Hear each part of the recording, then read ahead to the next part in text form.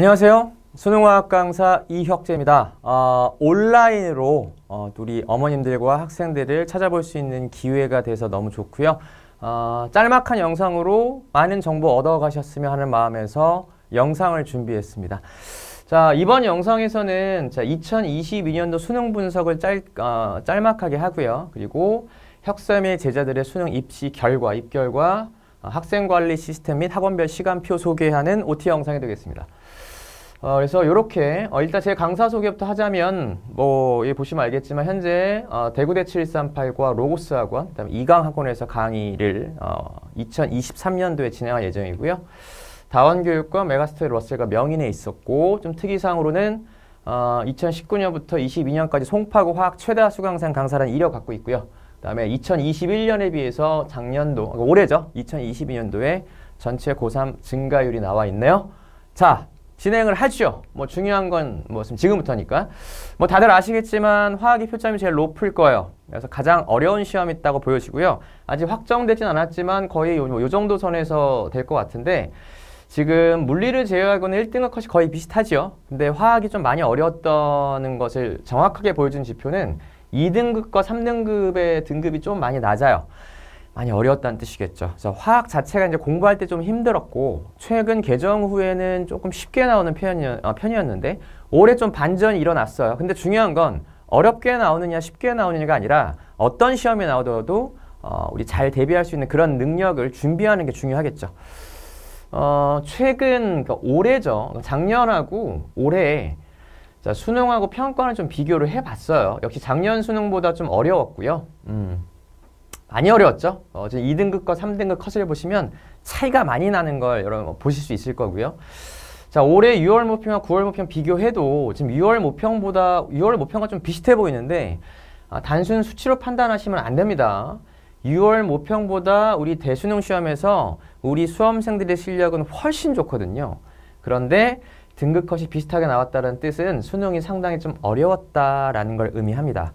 사실 이제 코로나 시대 이후로 현역들이 수능 화학에서 1등급, 2등급 받는 게 상당히 힘든 세상이 됐죠. 그렇지만 충분히 희망을 볼 수 있었던 올 한 해, 또 작년도 마찬가지고요. 우리 학생들, 혁쌤 제자들의 결과물 보여드릴게요. 당연히 희망이 있습니다. 결과물을 보여드리기 전에 어려운 건 분석부터 간단하게 해드릴게요. 이번에 준킬러가 좀 어려웠어요. 양적 관계랑 중화반응 킬러는 오히려 평이하게 나왔습니다. 평이했어요. 진짜로 평이했는데, 문제는 거기까지 도달할 시간이 상당히 부족하도록 까다로운 준킬러 유형이 4개에서 5개 정도 나왔다는 것이고, 신유형은 앞으로 계속 나올 겁니다. 결국 대비하셔야 돼요. 왜냐하면 개정된 지 별로 안 됐잖아요. 이제 3년 차입니다. 이제 3년 차이기 때문에 신유형 대비 앞으로 계속 나올 거예요. 그래서 신유형 대비하셔야 되고, 개인적으로 제가 좋아하는 건 아닙니다만 화학에서 계산 능력이 필수로 받쳐줘야 안정적인 등급이 나오는 그런 트렌드예요. 그래서 화학에서도 계산 능력, 암산 능력이 상당히 중요한 그런 시대가 됐기 때문에 그런 전략을 짜서 제대로 준비를 하셔야죠. 그냥 무조건 기출 푼다고 되는 게 아니에요. 어떤 부분에서 지금 준비가 필요하고 어떤 부분이 좀 많이 어렵게 나오고 이런 것들 좀 분석을 하는 게 필요합니다. 자, 그리고 당연히 예전부터지만 타임 어택이에요. 화학은 타임 어택이기 때문에 과탐 다 마찬가지죠. 타임 어택이 우리 30분 안에 과탐 푸는 게 상당히 힘들다. 오히려 수학보다 시간이 더 모자른 게 과탐이다 라고 보시면 될 것 같아요. 자, 그러면 또 특이사항이 뭐냐면 19번 중화반응이 2점으로 출제가 됐고요. 오히려 몰이 20번으로 출제가 됐고 3점으로 출제됐어요. 근데 우리 학생들이 중화반응 2점짜리를 풀겠냐고요. 일단 우선순위로 3점으로 출제됐지만 몰을 풀었을 건데, 개인적으로는 중화반응과 양적 관계랑 몰의 난이도가 비슷했다라고 생각이 들어요. 그래서 우리 학생 되게 당황했죠. 문제 배치도 좀 당황했을 뿐더러 몰의 난이도가 상당히 높아서 중화반응, 양적 관계 뛰어넘고 몰부터 풀었는데 몰이 안 풀려. 상당히 당황스러웠을 것으로 예상이 됩니다. 어쨌든 총평하자면 올해 수능화학은 상당히 어려웠고 현역들에 비해서는 N수행들이 좀 더 강세를 보였을 만한 시험이라고 판단이 됩니다. 자, 그렇다면 시험 결과 입결을 한번 보도록 할게요. 올해 우리 학생들 최종 결과고요. 우리 혁sem의 제자들. 자, 여기 보시면 세 가지 카테고리가 있는데 전체 수강생 중에 1등급, 2등급 이상의 비율이요. 65%. 작년과 비교해 볼까요? 63%, 65%. 상당히 고무적이죠. 상당히 저도 만족스러운 결과라고 생각을 합니다. 우리 학생들 너무너무 잘했어요. 근데 중요한 건 2등급 이상의 비율보다는 노란색입니다. 자, 등급 상승률이 뭐냐면 6월과 9월 대비했을 때 6월과 9월과 비교했을 때 수능에서 등급 상승을 이루어낸 학생들의 비율이 작년보다 좀 떨어지긴 했으나 상당히 많죠. 즉 여기서 2등급 이상 맞은 학생들의 상당수가 꾸준히 1등급, 2등급을 받아온 학생들보다는 그래도 등급이 올라서 수능 때 올라서 6, 9에 비해서 1등급, 2등급을 맞은 학생들이 적지 않았다라는 게 상당히 중요한 포인트인 것 같습니다. 점점점 현역들은 실력이 끝으로 갈수록 올라가거든요. 확실한 경쟁력을 갖고 N수행과 경쟁을 하는 그런 시스템이 혁sem의 커리큘럼에 들어있다는 뜻입니다. 그리고 가장 중요한 거 아니겠습니까? 6월 이후 홀딩률입니다. 작년엔 100%였어요. 근데 올해는 좀 떨어졌지만 여전히 95%. 왜 학생들은 혁sem의 수업 수능 때까지 계속 의지하고 같이 달려나가는 걸까요? 자, 그리고 3년 연속 만점자가 나왔고요. 자, 그러면 우리 학생들 결국에는 이러한 좋은 결과물을 나오게 하는 데 있어서 가장 핵심 중에 하나는 저는 이렇게 매니지먼트라는 표현을 쓰거든요. 학생관리 시스템인데 학생관리 시스템 한번 보도록 할게요. 자, 그래서 혁sem의 수업을 통해서 우리 학생들은 불수능이 나오든 물수능이 나오든 그리고 킬러 문항의 난이도가 어떻든 그리고 준킬러가 어떻게 나오든 확실하게 대비가 되어 있는 상태로 수능장에 들어간다는 거. 그리고 제가 말씀드릴게요. 이제 우리 학생 관리에 대해서 말씀을 드릴 건데 저 관리의 목적은 딱 하나예요. 수능화학은 분명히 공부하는 과정은 어렵지만 반드시 수능 보기 전에 여름과 가을 사이 좀 쌀쌀해지기 시작할 때 그때 반드시 실력이 급상승하는 구간을 찾아오게 만들어줍니다. 반드시요. 요건 제가 단연간의 커리큘럼 통해서 통계적으로도 증명해 왔고, 자, 쌀쌀해지기 시작할 때쯤 퀀텀 점프하는 기간을 반드시 오게 만들어 드릴 겁니다. 그 관점에서 어떻게 학생 관리를 하는지를 지금부터 보여드리도록 하겠습니다. 오프라인과 온라인 두 가지가 있어요. 방금 전에 말씀드렸다시피 요게 목적입니다. 한번 피크 찍으면 수능장에 들어갔을 때 물수능이 나오든 불수능이 나오든 어떤 변수가 있어도 타 과탐에 비해서 화학은 그나마 다행인 건 안정적으로 등급이 확보가 될 거예요. 예. 공부하는 과정 어렵지만 일정 레벨 이상으로 올라가면 그 다음부터는 편안하게 우리가 기대하는 등급을 받아볼 수 있는 과목이다 라고 보시면 될 것 같습니다.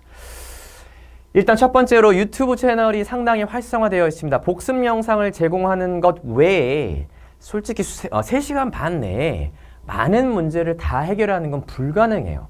그래서 우리 학생들 질문지를 매주 받고요. 거기서 수업 시간에 해결해 주지 못한 문항에 대해서 특별히 질문이 많이 나온 문항의 경우에는 제가 이렇게 꼼꼼하게 전자칠판 문제풀이로 녹화를 한 뒤에 인코딩을 해서 유튜브에 올립니다. 유튜브에 올려서 링크를 뿌려주지요. 우리 학생들은 3시간 반 외에도 일주일 동안 집에서 추가 학습이 필요합니다. 그리고 선생님이 편안하게 학습할 수 있도록 이렇게 문제풀이를 꼼꼼하게 해서 올리니까 제가 한번 세봤어요.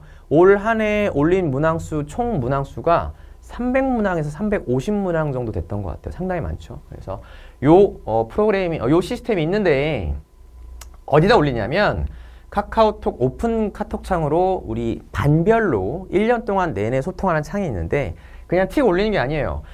복습 영상뿐만 아니라 방금 전에 말씀드린 이제 문제풀이 영상 있죠? 올렸을 때 문항의 키워드, 그 문제의 주제와 키워드와 문제풀이 유형과 그 다음에 로직까지, 그 다음에 난이도까지 해서 상당히 상세하게 올리기 때문에 우리 학생들은 이걸 보면서 본인이 필요한 문항을 찾아가고 이 문항 이렇게 푸는 거였구나 라는 걸 미리 일단 직관적으로 파악한 뒤에 문제풀이 영상을 보게 되는 거죠. 꼼꼼하게 모든 문항을 1년 내내 다 해결할 수 있게 책임집니다. 그리고 클리닉 말씀드리면 온라인과 오프라인 이제 병행해서 진행이 돼요. 즉 대면 클리닉과 온라인 클리닉이 병행이 되고 제가 직접 할 겁니다. 직접 하고 물론 저뿐만 아니라 혁쌤의 제자들로 구성된 혁쌤의 문제풀이를 그대로 적용할 수 있는 아주 똑똑한 수능화학에서 1등급을 맞은 똑똑한 조교쌤들이 같이 진행을 할 겁니다. 그래서 대면 클리닉 같은 경우에는 뭐 수업 직전에 저랑 조율을 해서 제가 좀 성취도가 부족해 보이는 친구들은 의무적으로 부를 거고요. 온라인 클리닉도 마찬가지. 그래서 대신에 온라인 클리닉 같은 경우에는 딱 인원 제한을 할 겁니다. 한 타임당 2명으로 진행을 하도록 할 겁니다. 클리닉을 통해서 부족한 부분 쫙쫙쫙 키워 가시기 바랍니다. 자, 그리고 나만의 오답노트는 이제 6월 모평 이후로 어느 정도 실력이 좀 올라왔을 때 매주 모의고사를 본 뒤에 우리 학생들 강제적으로 의무적으로 틀린 문항을 다시 풀게 합니다. 그리고 그 옆에 비슷한 유형의 문제를 다시 풀 수 있게끔 우리 학생들 모의고사 보면 알잖아요. 계속 틀린 부분을 반복적으로 틀려요. 취약한 부분이 분명히 있거든요. 이 나만의 오답노트가 수능 때까지 15주에서 17주 정도 쌓일 것이고 계속 반복하다 보면 실력이 오를 수밖에 없어요. 본인이 부족한 부분을 단번에 해결할 수 있죠. 그리고 오프라인 시스템2는요. 자, 개별 시험인데 369 시험 끝나고 대부분의 학생들 시험지 피드백 안 하잖아요. 다시 안 풀어봐요. 근데 중요한 건 그렇게 넘어가면 똑같은 실수, 똑같은 잘못을 좀 반복할 수 있기 때문에 반드시 시험 끝나고 개선을 해야 되거든요. 그 첫 번째 작업을 저와 학생이 같이 합니다. 제가 해드릴게요. 그래서 틀린 문항 분석을 통해서 앞으로 개선해야 될 점, 뭐가 부족했는지, 공부 방법이나 취약한 부분 주제가 무엇인지를 인지할 수 있는 시간이 반드시 필요하기 때문에 저는 인원수와 상관없이 인원수가 적든 많은 반이든 꼭 1년에 3번은 개별 시험지 분석을 진행할 예정입니다. 자, 이렇게 학생 관리 시스템에 대해서 제가 간략하게 한번 알려드렸고요. 마지막으로 학원별 시간표입니다. 요거는 이제 요일별이 아니고요. 개강일이 빠른 순서대로 제가 이제 정리를 해봤고요. 자, 우리 겨울학기 수능황 만점으로 가는 그 여정 우리 이혁재 강사가 기다리고 있겠습니다. 그래서 요 시간표 참고하시고요. 우리 겨울학기 또 설레는 마음으로 또 철저하게 마지막 기회입니다. N수행을 따라잡을 수 있는 마지막 기회이기 때문에 혁생과 학기 실력을 확실히 한번 키워보도록 합시다. 자, 지금까지 OT 영상이었습니다. 감사합니다.